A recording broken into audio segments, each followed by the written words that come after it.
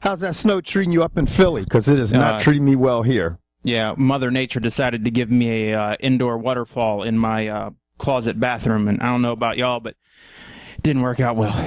Yeah, this shit's fucked up, dude. It's like, for all you people, if you're, well, George and I are both on the eastern seaboard, and the northeastern seaboard to be exact, in the U.S., and we're getting pounded with fucking snow. It's like bending us the fuck over, and it's not pleasant. And there's more in the way, and it's a bunch of this ice bullshit. But yeah, it's real cool. It's up here. All the roads are clear right now, but then we're supposed to get, I was told 1 to 3. The wife said 3 to 6. And I mean, if we're talking inches, 3 to 6, that's about yay big. So yeah, we should be fine. Yeah, if you're talking more than 6 inches, then you're talking Kevin White. Now, on that we're talking note, about the white boy 6 inches. On that, let's talk about. I mean, man, this weekend in sports was crazy, all the way across the board, from MMA action to college football to professional football. Even golf disc or disc golf, I think it's called. Disc golf had a crazy ass. Yeah, never even heard of it. George, stop right now with that disc golf shit, okay? Okay. No, seriously, it's a sport. I don't care. I know you're in a fucking shit battle with somebody about disc golf. No, I'm not. It's over. But I just figured, you know me, I like to throw jabs. Yeah. Oh, yeah. Also, I want to give a shout out to Trey Thornton. He's another guy behind the scenes to get shit done for George and I. Shout him out for what? Yeah. Trey, you know George is going to always give you shit. You can never, George. I've never even spoken to this man. I can say whatever the hell I want. George has never spoken to Trey, and he doesn't realize what Trey does for us. George has no fucking clue. George is just like, put me in front of the camera and let's tape, bitch, huh? Trey can send me an email. I am me, buddy. We can chat through G-Chat. He used to do that with James, too, but he got a little bit scared of James because James was like the master editor and would like paint like a dick on your forehead or something if you talk too much trash. I don't even know who the fuck James is. He's dead to me. Anyway, guys, let's talk about this shit this past weekend. And you know, it was, I don't even remember the fucking name of the event, George. I swear to God. It was the Rumble Down Under because cats were getting put to sleep. Shogun showed up and showed out. It was Fight Night 33. Hunt versus for Bigfoot. all you Shogun fans, I would be excited about that outcome, but I don't know where he goes next. And I think that gas tank's hitting a little towards E. And one guy sat there and said, but he's so young. His age number might be young, but that body, and it's for as long as he's been fighting, for you people who don't realize, he fought in Pride, where you watch a guy fight now, he has one fight and has 6 months off. They fought 2-3 times in a night. Right. Well, the funny thing about it is that him, you know, Shogun and James Tahuna are the same age, and you would never think that. I mean, you'd never think they're the same age because Shogun has fought for literally 15 years, whereas Tahuna is a little bit, you know, he's more new to the game. But it didn't really matter Saturday night or Friday night or wherever the hell you were watching it in the world. Friday night for us, Saturday night in Australia, because Tahuna got just caught with that short left. I mean, it was a great counter that put him out cold, and Shogun showed up. I don't think neither one of us called that, George. We both had Tahuna. I thought this was the as Boys to Men said, I thought this was going to be the end of the road. But I'm glad the old dog still had a trick up his sleeve. I just don't know how many more times he can pull that off, to be honest. But I mean, I wish him the best. Yeah, I mean, Shogun's great.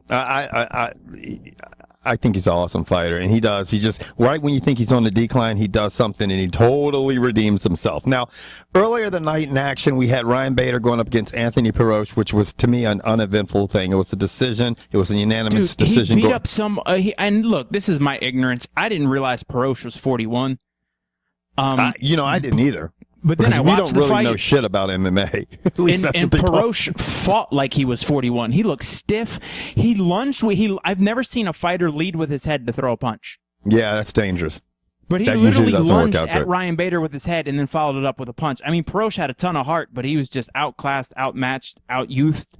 And we said that. We felt like they threw a bone to Ryan Bader because he's a likable guy. He's good for the sport, and he's a great fighter, you know? So that was, like I said, it was uneventful. We had this guy, Soa Palele, just drop Pat Berry about halfway through the first round. That guy is nasty. They're saying that big boy has to cut to make the 265 limit.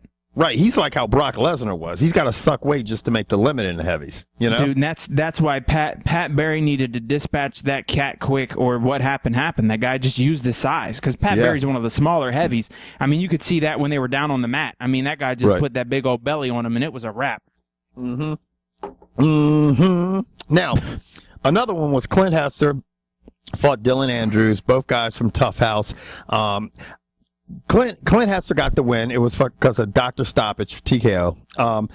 You could see that sucked for both of the guys, because Clint Hester was visibly upset that it got stopped, because I think he felt bad for Dylan Andrews. You know, all these guys come, they fight their asses off, they train their asses off and prepare for these fights, and then something like that, you know, I don't think anybody wants to win that way. Well, I had Clint down after the first round, so Clint should be happy he walked out of there with a W. And maybe that's why he was a little bit verbally, not verbally, crying. He looked like he was weeping, upset. I don't know. But you know what? We're done with all these fights, because they were great fights. Believe me, they were some slobber knockers. But the ultimate slobber knocker of all time happened, and it was fucking crazy. Because to me, George, there was a guy said the fight with I forgot what his name was. The guy who looks like Magnum PI.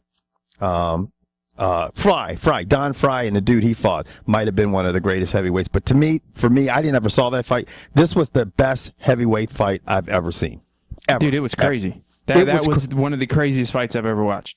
It really was. And it might have been one of the craziest, because, you know, we thought we had a bet to see if it would go past 2.5 minutes halfway through the first round. I thought 2.5 minutes was the cutoff in the first round, but those big boys went for a full, what was that, 25 minutes?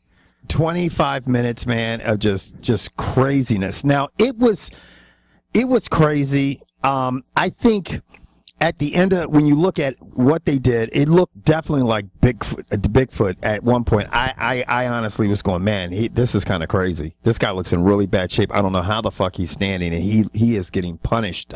I think he got the worst by far, the punishment. But, you know, and I thought he won the fight, probably because of the damage he inflicted, and I thought his rounds were more lopsided. But I mean, when I saw a draw, I was like, yeah, that makes all the sense in the fucking world to me. Yeah, because I mean, I think everyone would love to see that happen again. Whether it's 3 rounds or 5 rounds, I don't think anyone. And Dana's got to be thrilled, because that gives Dana a legitimate headlining match on a free card, or even a pay-per-view. I mean, it has to have some, maybe not headlining a pay-per-view, but he might be able to get away with it. If he doesn't have a title fight and they needed 2 guys to step in to try to save a pay-per-view, there's some people who are going to hear about this fight and watch this fight, or try to watch it, and they can't. In this right now, that fight could possibly sell tickets to an event or to a pay-per-view, or going to get people to tune. That would be a perfect fight for a show on Fox. Oh yeah, without a doubt. And it to me right now, there's not a contender that can get Fight of the Year over that fight right now. That is the Fight of the Year right now. I mean, being in the last month of the year, I don't see a fight that was better than that. You know, you probably have better, more technical fights, obviously, but that fight was just a straight fucking brawl, you know? Now, I'm going to say this, and some people out there probably will disagree with me or something like, I think Bigfoot Silva got a huge fucking break when they split him up and let them look at that eye, because I felt like, you know, Hunt, it's obviously he didn't have as much behind his power. People are like, why didn't Hunt knock him? I'm like, dude, you fight for fucking 4 or 5 rounds like that, and you're so tired you can't fucking punch a hole in a piece of paper by that time. But he really had fucking, you know, Bigfoot Silva in trouble, and all of a sudden he came in between him and he stopped the fight.